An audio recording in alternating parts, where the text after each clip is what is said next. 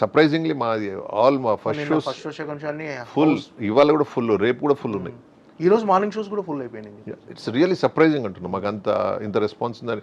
Not only is response, ప్రతి ఒక్కళ్ళు చూసిన వాళ్ళు what a fantastic film you have come with అనేది అనుడు మాకు చాలా హ్యాపీ ఫీల్ అవుతుంది.